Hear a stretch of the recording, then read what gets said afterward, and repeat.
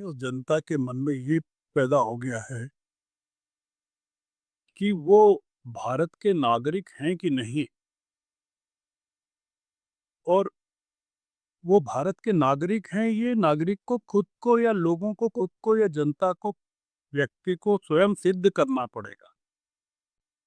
हमको शक होता है कि नागरिकों के खिलाफ कोई कॉन्स्पिरेसी चल रही है, जी। जिसको कॉन्स्टिट्यूशनल ठहराया जा सकता है।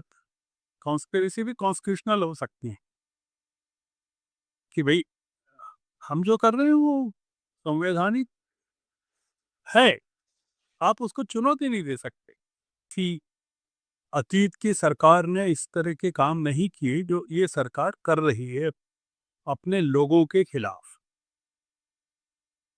या उनको डरा रही है कि या तो आप हम जैसा चाहते हैं वैसा करिए, या फिर हम जैसा चाहेंगे वैसा करिए। ये लोग जो मंत्री हैं, जिनमें प्रधानमंत्री भी शामिल हैं, राष्ट्रपति जी हैं, संसद सदस्य हैं,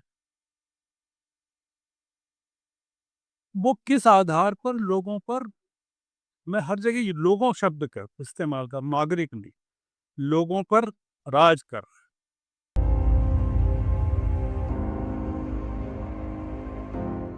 नमस्कार, मैं हूँ निधीश त्यागी और आप हरकारा डीप डाइव पर। और हमारे साथ हमारे खास मेहमान हैं श्रवंगल साहब, जो विश्व पत्रकार हैं और मेरे पुराने बॉस भी। हम लोग आज बात करेंगे भारत में नागरिकता को किस तरह की नई कसौटियों पे कसा जा रहा है। और 144 करोड़ का जो देश है, हालांकि ये भी सेंसस नहीं हुआ है इस साल, इस दशक का, पर उसके बाद शायद संख्या और भी ज़्यादा हो, तो वो वहाँ पे सारे लोगों के लिए कितना आसान या मुश्किल सरकार कर रही है कि वो यहाँ के नागरिक खुद को साबित करें। श्रवण जी। देखिए, हमारा जो विषय है वो पासपोर्ट नहीं है। पासपोर्ट एक बहाना है बातचीत का। हमारा विषय ये है कि जो सरकार है नागरिकों को डरा रही है जिस दिन से सत्ता में आई है, और अलग अलग तरीकों से डरा रही है, और नागरिक दहशत में हैं, अपने अधिकारों को लेकर दहशत में हैं, अपनी सुरक्षा को लेकर दहशत में हैं, अपने वोट डालने के अधिकारों को लेकर दहशत में हैं। आपने देखा कि एसआईआर में करोड़ों लोगों के नाम हटा दिए गए, बिहार में, बंगाल में, अब बाकी जगह हटाए जाएंगे। अब एक नया डर नागरिकों के, नागरिक शब्द का इस्तेमाल नहीं कर रहा हूं मैं, लोगों के मन में, उस जनता के मन में ये पैदा हो गया है कि वो भारत के नागरिक हैं कि नहीं, और वो भारत के नागरिक हैं, ये नागरिक को खुद को या लोगों को खुद को या जनता को, व्यक्ति को स्वयं सिद्ध करना पड़ेगा। अगर सरकार अ, ना लोगों के मन में ये भय डाल दे कि हर एक व्यक्ति को अपनी नागरिकता सिद्ध करनी है, जो कि नेशनल रजिस्टर ऑफ सिटीजनशिप या सिटीजन्स के नाते के तौर पर होनी है, तो देश में कितने लोग होंगे, बचेंगे, जो इस देश के नागरिक कहलाएंगे। जी। क्योंकि जो कानूनन सिटीजन्स एक्ट में जो प्रावधान हैं नागरिकता के, वो प्रावधान ऐसे हैं कि किसी हुकूमत ने या किसी सरकार ने उसके बारे में चर्चा नहीं की अभी तक। जैसे मान लीजिए कि दहेज संबंधी कानून है, तो कानून तो है, पर उस हिसाब से उस पर कार्रवाई नहीं होती है। हमारे संविधान में, हमारे कानून की किताबों में, सीआरपीसी में, सीपीसी में अ, बहुत सारे कानून ऐसे हैं जो अगर इस्तेमाल किए जाएँ तो बस अराजकता मच जाए। ये जाने-अनजाने हो रहा है कि जानबूझकर हो रहा है, हमको पता नहीं। पर जिस तरह से घटनाएँ घट रही हैं, उससे लगता है कि कोई डिज़ाइन है, कोई इस मतलब किसी अतीत की सरकार ने इस तरह के काम नहीं किए जो ये सरकार कर रही है अपने लोगों के खिलाफ, या उनको डरा रही है कि या तो आप हम जैसा चाहते हैं वैसा करिए, या फिर हम जैसा चाहेंगे वैसा करिए। जैसे उदाहरण, विपक्षी दलों के सांसद, विधायक, पूंजीपति, बुद्धिजीवी, उन पर उनके खिलाफ एजेंसियों के दुरुपयोग, एजेंसियों के छापे और एजेंसियों की कार्रवाई के जरिए उनको बीजेपी में, सत्तारूढ़ दल में मिलाया जा रहा है कि वो शामिल हो रहे हैं। तो जैसे ही शामिल होते हैं उनके पुराने सारे अपराध गायब हो जाते हैं। आप देखते हैं कि बड़े-बड़े जो दिग्गज पॉलिटिशियंस रहे हैं, जिन पर आरोप थे, कई लोग हैं। तो वो बीजेपी में शामिल होते ही दूध के धुले हुए हो गए। गोविंदो अधिकारी हों या महाराष्ट्र में बहुत सारे नेता हों, तमाम लोग, या ये अभी जो काकोली दस्तकार का जो के नेतृत्व में जो डिफेक्शन हुआ, या राघव चड्ढा को लेकर जो है कि उनको दबाव में किस तरह से लाया गया, ऐसे आरोप।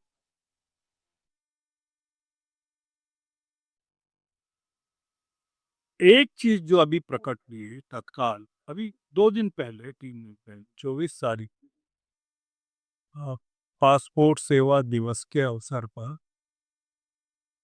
अ, जो चिप इनेबल्ड भी पासपोर्ट जारी करने और अ, रिकॉर्ड संख्या में पासपोर्ट जारी हुए, उसको से ले उसको उसकी खबर जारी करने के लिए उस अवसर पर की गई जो बातचीत थी, उसमें एक अधिकारी से पूछा गया।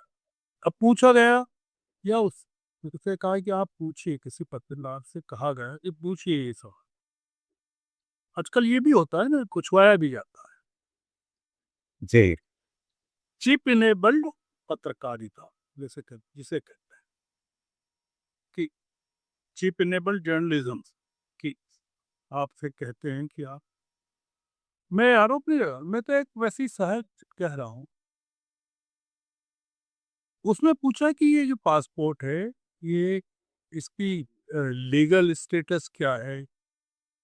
तो जो भी पूछा सवाल, जवाब ये था कि ये जो पासपोर्ट है, ये आपकी नागरिकता का प्रमाण पत्र नहीं, प्रमाण नहीं है। ये है ट्रैवल डॉक्यूमेंट। अब 2 दिन हुए हैं सिर्फ इस चीज़ को लेकर, और आप देख रहे हैं कि देश में इस समय केवल 2 चीज़ों पर बहस हो रही है, बाकी चीज़ों पर नहीं हो रही है। जी, एक तो मंदिर पर हो रही है, चंपत राय पर, जी, और एक हो रही है पासपोर्ट।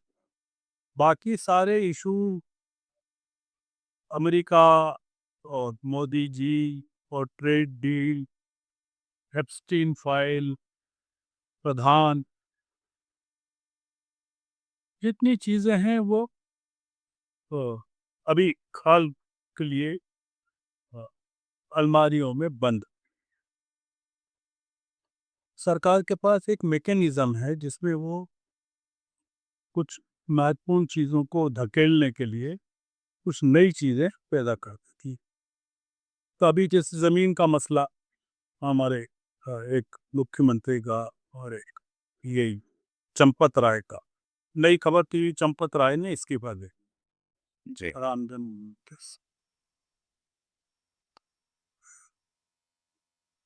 और प्रधान को जो भी हटाया नहीं गया, उनको किस कारण से बधाई दी गई उनके जन्मदिन पर या वगैरह वगैरह पर। हम जिस मुद्दे पर आना चाहते हैं कि अगर passport, Aadhaar card, voter ID, PAN card, ये सब या इनमें से एक भी अगर नागरिकता का प्रमाण पत्र नहीं है, तो इस देश में, क्योंकि ये चीजें सबके पास नहीं है, मतलब ये चीजें भी जो हमने गिनाई है, अगर आप वो बेगा आदिवासियों के पास चले जाएं, तो उन बेचारों के पास तो लंगोट के अलावा कुछ नहीं मिले। आप भारत में ऐसे बहुत सारी कम्युनिटीज होंगी जिनके पास कुछ नहीं, और उनको कुछ चाहिए भी नहीं। वो जी। पेड़ की छाल खाकर या पेड़ों की फल खाकर जिंदा है। तो ऐसे करोड़ों लोग होंगे जिनके पास कोई कागज नहीं है, होगा। अरे जन्म का प्रमाण पत्र तो हो ही नहीं सकता, क्योंकि भारत के कितने गांवों में अ, कितने अस्पताल रहे होंगे जो रजिस्टर हुए होंगे, तो दाइयाँ जिनके यहाँ घरों में बच्चे पैदा होते हैं, उनके रजिस्ट्रेशन का क्या हाल।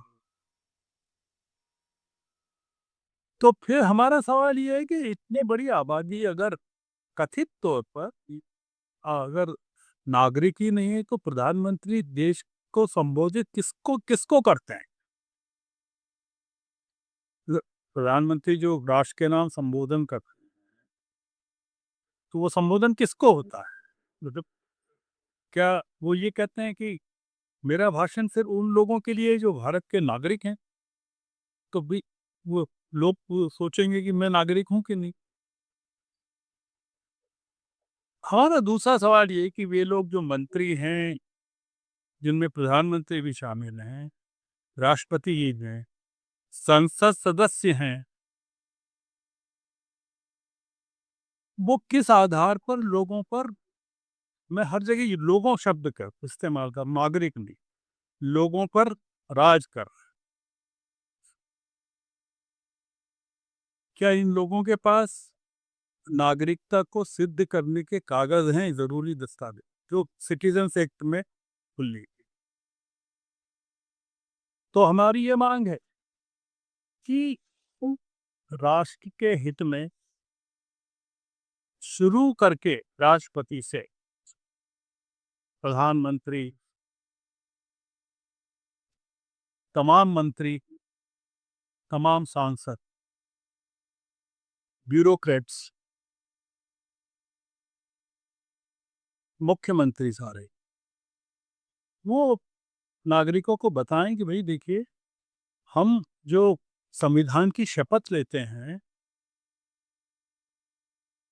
और हम जो आदेश जारी करते हैं, तो हमारे पास अब हमारे नागरिक होने का प्रमाण है, हम जिसको कोर्ट ऑफ लॉ में आ, मांगे जाने पर प्रस्तुत करते हैं।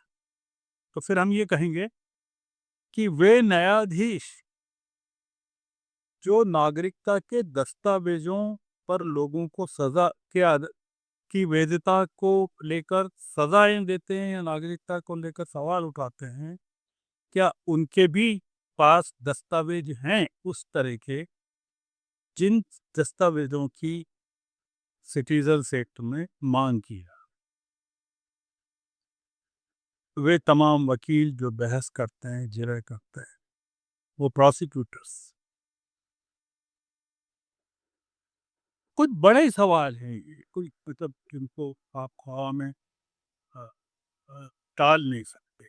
आप नागरिकों को अगर डरा रहे हैं, तो अब आपको भी डरना पड़ेगा। इसका इसके मूल में ये है कि अगर आप नागरिकों को डरा रहे हैं, तो अब नागरिक भी आपको डराना चाहते हैं। तो जिन लोगों के नाम आपने एसआईआर में काटे जाने से बचा लिए, अरे जो जो लोग एसआईआर में जिनके नाम बच गए कटने से, क्या हम ये मान लें कि देश के नागरिक वे हैं। क्या सरकार ये कह देगी कि हाँ, ये न देश के नागरिक हैं, इनकी नागरिकता हमने पुख्ता कर दी। तो फिर ये कि उन्हें किस आधार पर नागरिक माना गया है? जन्म के आधार पर, जन्म सर्टिफ़िकेट पर, सर्टिफ़िकेट के आधार, तो पासपोर्ट पर यही तो लिखा हुआ है। आपका आपका मतलब जन्म तारीख ही तो लिखी हुई है और स्थान लिखा हुआ है। आधार कार्ड भी पर भी वही लिखा हुआ। आप उसको मान्य नहीं कर रहे। हमको शक होता है कि नागरिकों के खिलाफ कोई कॉन्स्पिरेसी चल रही है, जी। जिसको कॉन्स्टिट्यूशनल ठहराया जा सकता है। कॉन्स्पिरेसी भी कॉन्स्टिट्यूशनल हो सकती है कि भाई हम जो कर रहे हैं वो संवैधानिक है, आप उसको चुनौती नहीं दे सकते। अब हम एक हाइपोथेटिकल सवाल पर आते हैं कि आप ये कैसे सिद्ध करेंगे कि राम का जन्म जो है फलानी तारीख को अयोध्या में, और अयोध्या में किसी स्थान पर हो? आपके बताइए इनको, मतलब क्या डॉक्यूमेंट है? वो तो मान लिया हमने, कोर्ट ने सुप्रीम कोर्ट ने कह दिया। उस वो भी चंद्रचूड़ कहते हैं कि भगवान से पूछा, उन्होंने कहा। तो अ, हम नागरिकों को कैसे भरोसा, आपने कैसे कह दिया कि ये रामनवमी के दिन अयोध्या में इतने बजे, या भगवान कृष्ण का मथुरा में इतने बजे आधी रात जेल में बंद में कंस के कारागार में जन्म हुआ? क्या आधार है? आप जब मेरा नहीं मान रहे हो, मेरे जन्म को नहीं मान रहे हो, तो द्वापर में और त्रेता के जन्म के आधार पर आप हिंदुत्व की भावनाओं को जगाकर हम पर शासन कैसे कर रहे हैं? तो नागरिकों को दहशत में डाला जा रहा है। हमारा जो पहले ये खबर आती है कि पासपोर्ट सिटीजनशिप का प्रमाण नहीं है, 24 तारीख को, और उसके अगले दिन खबर आती है कि पासपोर्ट बनवाने की फीस को 1500 रुपये बढ़ा दिए, 2500 का,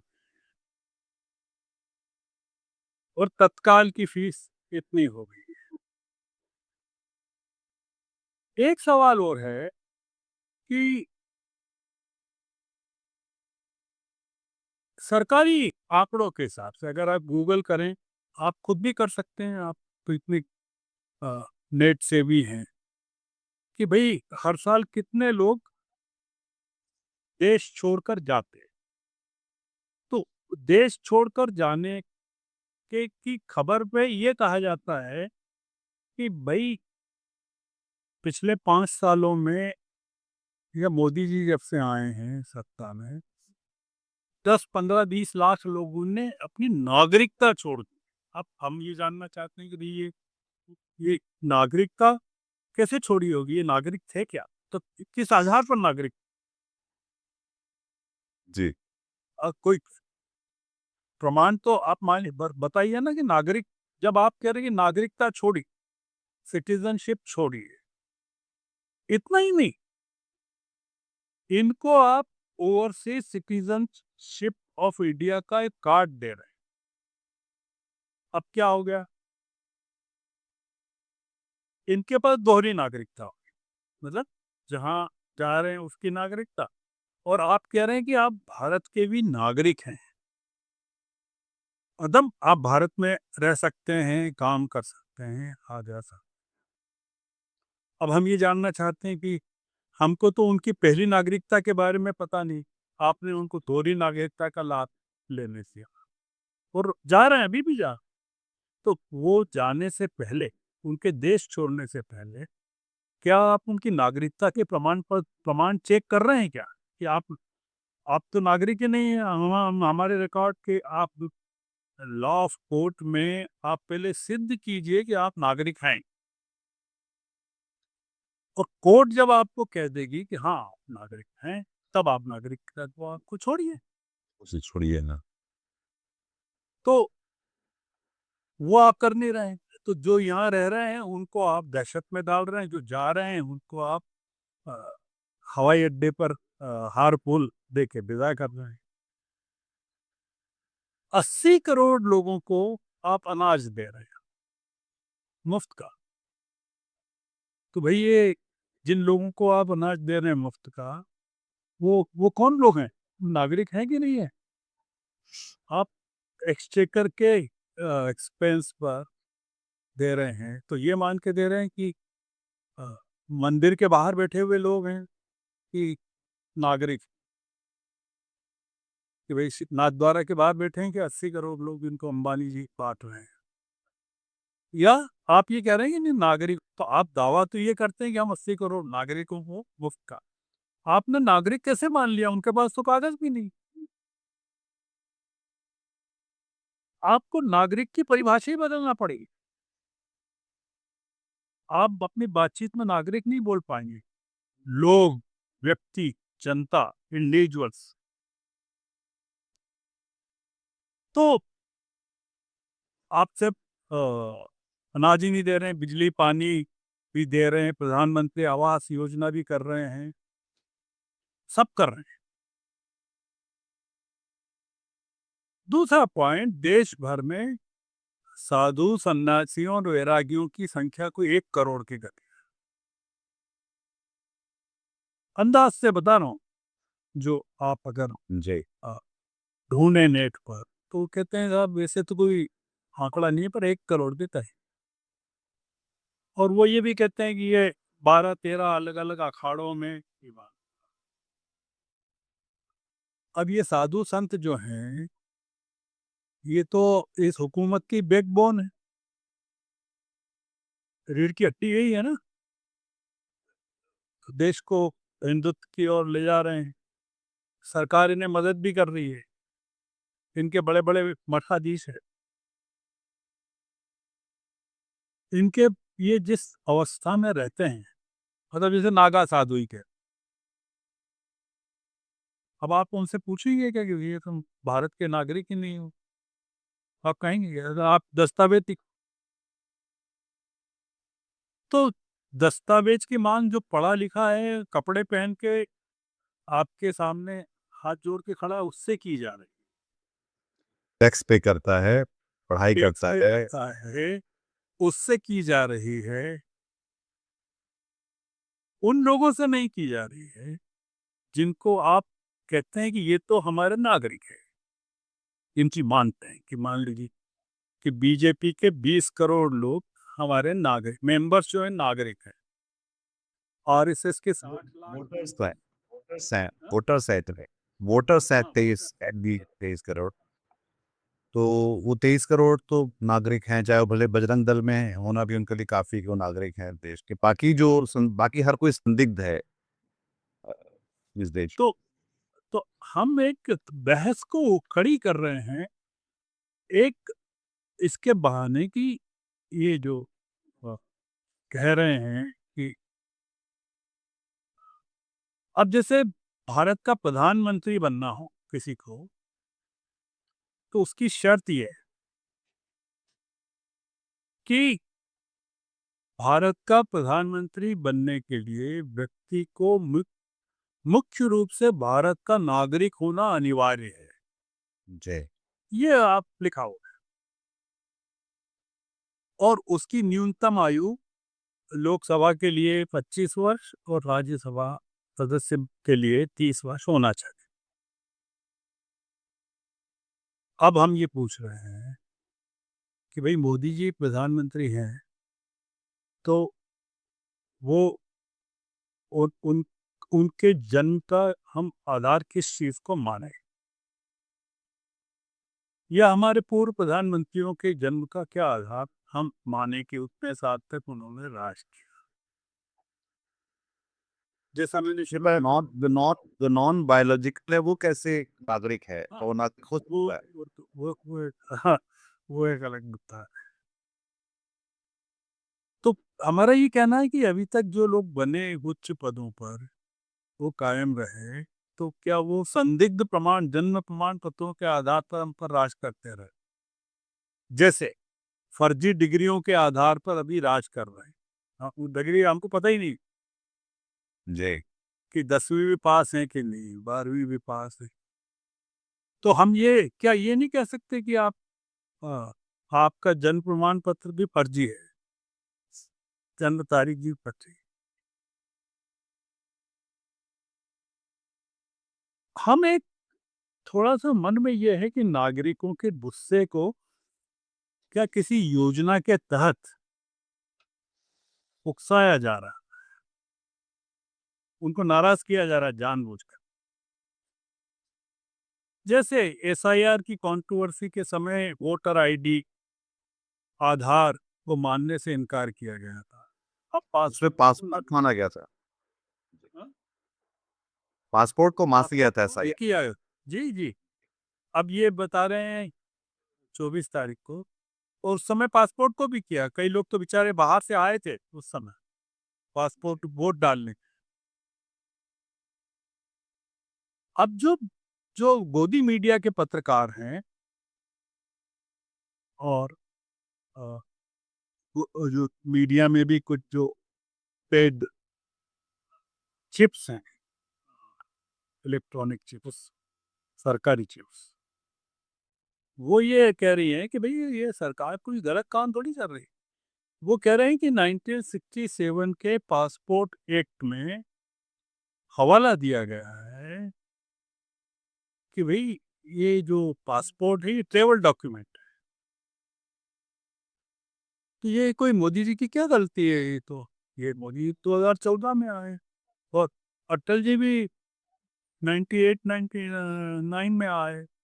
ये तो 67 का कानून है पासपोर्ट एक्ट। जी, किसी सरकार ने, जिसमें ये इस सरकार के 12-13 साल भी शामिल हैं, 12 साल भी, पिछले 59 सालों में एक्ट के लागू होने के बाद आज तक कभी इस चीज़ को उछाला नहीं कि यार ये जो है पासपोर्ट, क्योंकि पासपोर्ट जब आप लेकर चलते हैं और दूसरे देश में प्रवेश करने के लिए फॉर्म भरते हैं, तो उस पे लिख एक कॉलम होता है कि आपकी नागरिकता क्या है? आप लिखते हैं इंडियन। जी, वो वो जो इंडियन लिखते हैं, वो किस आधार पर लिखते हैं? पासपोर्ट के आधार, क्योंकि पासपोर्ट से चेक करते हैं, इमिग्रेशन पर, आप कहीं भी जाते हैं। जी, एक और चीज़ मैं बताता हूँ, बहुत आश्चर्यजनक है, मैं इतना पढ़ रहा था इसके लिए। आपने शायद देश में जो पॉपुलेशन बताई कुछ 140-50 करोड़ बताई आपने। जी, आपको आश्चर्य होगा या आपके श्रोताओं को, दर्शकों को, कि कुल आबादी का सिर्फ 8.71% लोगों के पास पासपोर्ट है। 8%, 9%। मतलब 140-50 करोड़ के देश में सिर्फ 12 से 13 करोड़ लोगों के पास पासपोर्ट है। जी, 12-13 करोड़। और इनमें भी केरल जो है वहाँ 30% के पास है। गोवा में शायद 31% होगा, पंजाब में 28% होगा। पर ये जो गौ माता के राज्य हैं, जो बीजेपी के राज्य हैं, जिसके लिए वो कह रहे हैं कि पासपोर्ट नागरिकता का प्रमाण पत्र नहीं है, वहाँ 4% से कम है। जी, तो अब भाई केरल में तो ये है भी नहीं हुकूमत में, पंजाब में भी नहीं है, गोवा में डिफ़ॉल्ट बाय डिफ़ॉल्ट है।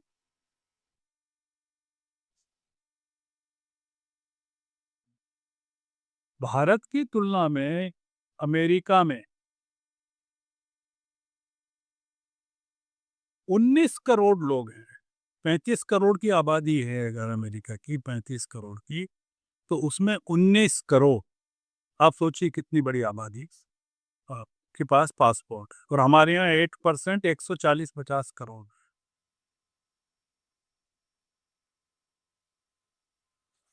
अब जो चल रहा है उसको 2 मिनट में हम समझते हैं। वो ये है कि जैसा मैंने कहा कि मिनिस्ट्री ऑफ एक्सटर्नल अफेयर्स की के अंतर्गत आता है ये पासपोर्ट का। और बुधवार को 24 जून को पासपोर्ट सेवा दिवस पर पूछा गया या पूछवाया गया, उसमें कहा कि भाई ये passport is a travel document and not conclusive proof of citizenship. ये कह दिया। बहस चल रही 2 दिन से। ओवैसी साहब सबसे ज्यादा नाराज हैं क्योंकि ये अगर हो गया तो देश के जो 20 करोड़ मुसलमान हैं वो तो नागरिक वैसे भी नहीं मान रही है सरकार, अब तो और भी नहीं मानेगी। इसके पहले सुप्रीम कोर्ट ने कहा था कि Aadhaar is merely a document of identity, conclusive proof नहीं है सिटीजनशिप। ये जो सुप्रीम कोर्ट ने कहा। पिछले साल बम्बई हाई कोर्ट ने कहा कि Aadhaar, PAN card, voter ID, even passport does not by itself establish citizenship document, मतलब as a document of citizenship in a court of law. ये उन्होंने कहा। सिटीजनशिप एक्ट जो है 1955 का, उसमें आपको नागरिकता किस आधार पर दी जा सकती, तो वो एक ये है कि आपको जन्म के आधार, तो वो जन्म के लिए वो आप सर्टिफिकेट लाई, आपके पिताजी, आपके दादाजी, या आप गांव में हैं या कहीं रहते हैं जहाँ अस्पताल ही नहीं है, पर आपको लाना पड़ेगा।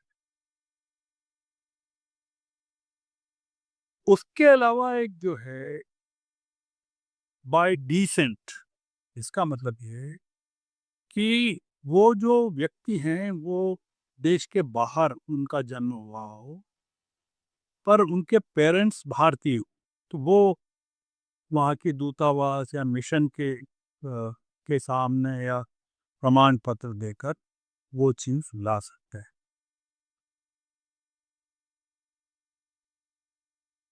तीसरा ये कि बाय रजिस्ट्रेशन, कि आप रजिस्टर रजिस्ट्रेशन के जरिए आप नागरिकता की मांग करते हैं कि मैं नागरिकता चाहता हूँ, तो वो उसके प्रोविजंस हैं। और चौथा ये है कि नेचुरलाइजेशन, वो ये है कि भारत में बहुत सारे लोग सालों तक रहते हैं, उनको अच्छा लगने लगता है, कई विदेशी हैं, और फिर वो नागरिकता प्राप्त करने के लिए आवेदन करते हैं, और उनके कंडक्ट को देखते हुए, उनके रहन सहन को, उनके कंट्रीब्यूशन को देखते हुए सरकार विचार करती है कि आपको नागरिकता दी जाए कि नहीं।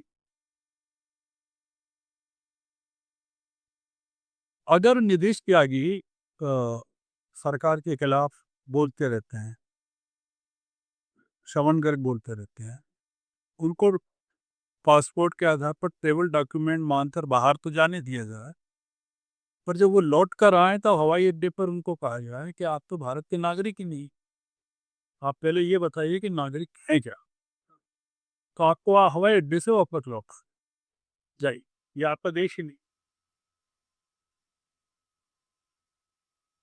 इसका मतलब ये है कि भारत में रिसोना तब तबलीन तबलीन सिंह के बेटे से साथ ऐसा किया। एग्जैक्टली, जी। क्योंकि उन्होंने डिवाइडर इन चीफ लिख दिया था।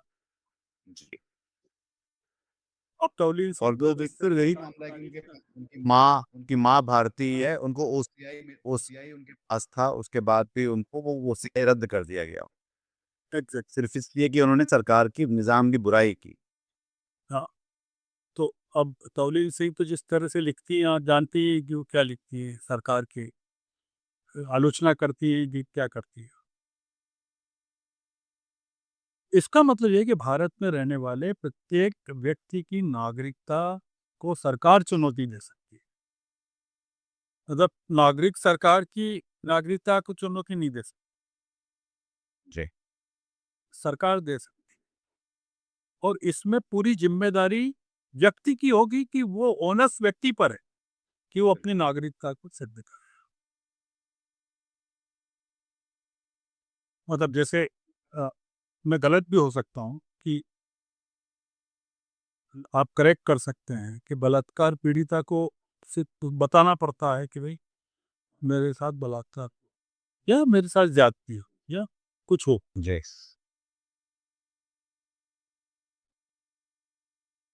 बर्थ सर्टिफ़िकेट के साथ भी कई एलिजिबिलिटी है, कई क कंडीशंस हैं। आप जो कह रहे हैं ना बर्थ सर्ट के आधार पर कि एलिजिबिलिटी कंडीशंस जो हैं कि अ, जन्म जन्म के समय क्या थी, जो पूरी होती हैं कि नहीं। मतलब एलिजिबिलिटी कंडीशंस ये हैं कि आपका जब जन्म हुआ, तब वो कंडीशंस क्या थी और आप पूरी करते हैं। हम जो बात कंक्लूड करना चाहते हैं, वो हमारी पासपोर्ट नहीं है बातचीत जी, और हमारी बातचीत नागरिकता भी नहीं। हमारी बातचीत ये है कि ये जो हुकूमत है, वो लोगों को डरा रही है और रोज अपने वो जो तोश खाने से या अपने हथियार गृह से, गर्भगृह जैसे होता है ना, वैसे हथियार गृह से रोज एक नया हथियार लाकर हवा में उछालती है और लोग डरते हैं। पूंजीपति डरता है, करप्ट पॉलिटिशियन डरता है, नौकरशाह डरता है और जो घबरा रहे हैं वो देश छोड़कर जा रहे हैं, जिनके बारे में हमने जिक्र किया कि जब वो जाते हैं तो नागरिकता नहीं पूछी जाती और दोहरी नागरिकता का लाभ भी दिया जाता है ओसी कार्ड के। पूरा झंझट जो है, यहाँ जो लोग रह रहे हैं और जो सवाल कर रहे हैं सरकार से, जमीनों के घपले पूछ रहे हैं, मंदिर के चंदे पूछ रहे हैं, पीएम केयर फंड का हिसाब पूछ रहे हैं, उनकी नागरिकता को लेकर। तो जी, ये जो चुनौती है निधि जी, ये जो राम मंदिर में जो घपला हुआ, उससे बड़ी चुनौती है। जी, ये जो चैलेंज है, ये भ्रष्टाचार का नहीं है, मॉनेटरी भ्रष्टाचार का नहीं है। ये एक अ, ऐसा आतंक है जो देश में अगर सरकार तय कर ले कि हमको तो बस चुन-चुन कर लोगों को रखना है और वो नागरिक हैं। बाकी लोग अगर नागरिक नहीं हैं, वो पड़े रहे हैं यहाँ, पर हम उनको नागरिक नहीं मानेंगे। मतलब उनको सरकारों को चुनने के अधिकार से वंचित कर देंगे या सवाल पूछने से वंचित कर देंगे, अदालतों के दरवाजे खटखटाने वंचित कर रहे हैं। तो ये एक खतरा है जो हमने सोचा कि आपसे हाँ, आज बातचीत की लेकिन जरिए नागरिक बिल्कुल ये शायद सबसे महत्वपूर्ण मसला है हम सब के लिए इस देश में, जहाँ पे जन और तंत्र के बीच में अगर देखा जाए तो तंत्र जो है अब वो तय करेगा कि जन कौन है, उसे कैसा रहना चाहिए और वो उसकी उसकी नियम शर्तें क्या हैं। और अपना निकम्मापन, इस सरकार का निकम्मापन है कि वो उनके अलग-अलग विभाग अलग-अलग शर्तें लगाते हैं नागरिक होने की। चाहे वो चुनाव का आयोग अलग है, बाकी लाभार्थी होने के शर्तें अलग हैं। हर चीज़ के लिए आपने लोगों के लिए मुश्किलें खड़ी कर रहे हैं सिर्फ़। ये सिर्फ़ समस्या पैदा करने वाली सरकार है, समाधान वाली सरकार बिल्कुल भी नहीं है। और ये जिसके बिना देश चल रहा था बहुत लंबे समय से आराम से, ये शायद कुछ 12 साल पहले कुछ सोचता भी नहीं था कि हम हमसे कोई कहेगा कि हम साबित करें हम खुद को कि हम नागरिक हैं इस देश के। और जो आप कह सकते हैं कि हाँ, हम घुसपैठियों से बचाना है या अ, उन लोगों को विदेशी यहाँ आ रहे हैं, तो आप ये आपका काम है उनको पकड़ कर रोकना, और वो कितने प्रतिशत हो सकता है वो, उसका वेटेज कितना है, ये भी हम बात नहीं करते, इसके आंकड़े बात नहीं करते इसके बारे में। पर आपने हर व्यक्ति को यहाँ पे संदिग्ध कर दिया है इस पूरी इस बेवकूफ़ी भरे जो उपक्रम में जो है, ये बिल्कुल हम साफ-साफ मतलब कह ही सकते हैं और मान सकते हैं, और इसके साथ जीना शायद हम सबको सीखना पड़ेगा। तो शुक्रिया शवन जी इस बातचीत के लिए, और दर्शकों आपका भी। अगर आपको ये बातचीत ज़रूरी लगी और अ तो उसको अपने हमख़्यालों के साथ साझा करिए। इस चैनल को लाइक करिए, सब्सक्राइब करिए, सपोर्ट करिए और शेयर करिए, और अपना ख़्याल रखिए। अपनी नागरिकता का भी। नमस्कार। Thank you. हिंदी में खबरें कितनी सारी हैं। आप दरअसल इन्फॉर्मेशन ओवरलोड के शिकार हैं। खबरें आ रही हैं आपके व्हाट्सएप पर, कुछ सच्ची, कुछ झूठी, कुछ तोड़-मरोड़ कर पेश की हुई, और आपके लिए कितना मुश्किल है कि ये तय कर पाएँ कि सच कहाँ है, जो ज़रूरी है और जो प्रासंगिक है इस समय की दुनिया के लिए, इस समय के देश के लिए, इस समय की नागरिकता के लिए, वो खबरें कहाँ हैं। और उन खबरों को हरकारा आपके पास लेकर आता है। हरकारा जैसे कि हमारी टैगलाइन है, शोर कम और रोशनी ज़्यादा। और इसलिए हाँ, वहाँ पर आप लगातार पाएँगे कि जो जन पक्षधर मुद्दे हैं, जो जन पक्षधर खबरें हैं, जो जन पक्षधर सवाल हैं, वो वहाँ पर लगातार जिन पर चर्चा होती रहती है। और उसके लिए आप देख सकते हैं कि लगातार किस तरह के लोग हमारे यहाँ आते हैं। हिंदी में जो मीडिया इंडस्ट्री है वो काफ़ी बड़ी है, पर हिंदी में जो पत्रकारिता है वो छोटी होती जा रही है। हरकारा की कोशिश उसे बचा के रखने की है, और उसके लिए हमें आपकी ज़रूरत है। हम यहाँ लगातार वो चर्चाएँ, वो बातचीत, वो खबरें, वो एक्सप्लेनर्स आप तक लाते हैं, वीडियो के ज़रिए, ऑडियो के ज़रिए और टेक्स्ट के ज़रिए, जो इस विमर्श को आगे बढ़ाने में मदद करती है। बिना आपकी भागीदारी के ये मुमकिन नहीं है। इसलिए हम चाहते हैं आपसे कि आप इस खबरों को साझा करिए, हमारे चैनलों को साझा करिए, हमें समर्थन दीजिए, आर्थिक सहयोग दीजिए।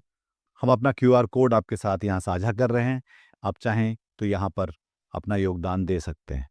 आपके सहयोग से चलती रहेगी हरकारा की दुनिया, और बची रहेगी पत्रकारिता का ये मिशन। आज की ताजा खबर, आज की ताजा खबर, आज की ताजा खबर। आओ काका जी इधर, आओ मामा जी इधर, सुनो दुनिया की खबर।